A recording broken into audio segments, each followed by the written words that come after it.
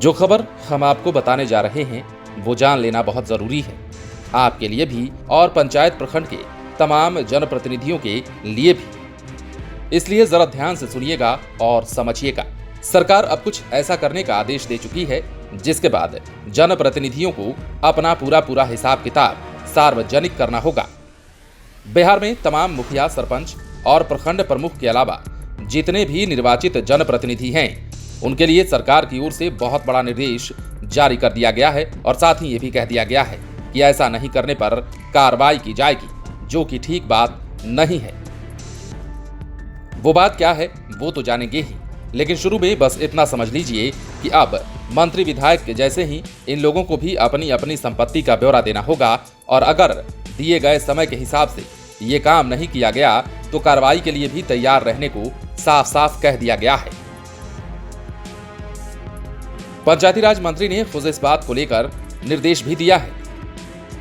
अब मंत्री और विधायकों की तरह त्रिस्तरीय ग्राम पंचायत और ग्राम कचहरी के गठन के बाद सभी निर्वाचित जनप्रतिनिधियों को अपनी अपनी संपत्ति का ब्यौरा देना होगा और ये अनिवार्य रूप से कह दिया गया है। इसके तहत सभी मुखिया, सरपंच, प्रखंड प्रमुख, जिला परिषद सदस्य समेत तमाम निर्वाचित जनप्रतिनिधियों को अपनी अपनी संपत्ति का ब्यौरा देना है। पंचायती राज के निर्वाचित प्रतिनिधियों को चालू वित्तीय वर्ष के 31 मार्च को कट ऑफ डेट मानकर अपनी अपनी चल अचल संपत्ति का ब्यौरा जिले की वेबसाइट पर अपलोड कराना है। इस संबंध में सभी जिला पंचायत राज पदाधिकारी को पत्र जारी कर इसे सख्ती से अनुपालन का भी निर्देश दे दिया गया है। पंचायती राज मंत्री सम्राट चौधरी ने ये जानकारी दी है। मंत्री ने बताया है कि ग्राम पंचायतों को सरकार की ओर से केंद्रीय वित्त आयोग और राज्य वित्त आयोग के साथ अन्य प्रकार की योजनाओं के लिए बड़ी मात्रा में राशि दी जा रही है।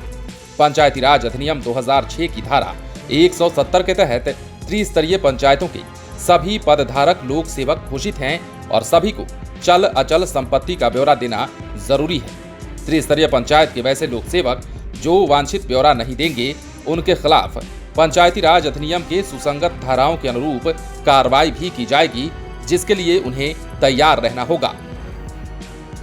लेकिन सबसे खास बात और सबसे बड़ा और दिलचस्प सवाल ये है कि क्या समय रहते राज्य के तमाम मुखिया, सरपंच और बाकी के जनप्रतिनिधि अपनी अपनी संपत्ति का ब्यौरा और सही ब्यौरा दे पाएंगे या फिर देंगे? क्योंकि विभाग ने निर्देश तो दिया है, लेकिन अगर ये नहीं हो पाता है तो विभाग आगे क्या करेगा वो भी देखना काफी दिलचस्प होगा। अगर ऐसा होता है तो बेशक ये अच्छी बात है।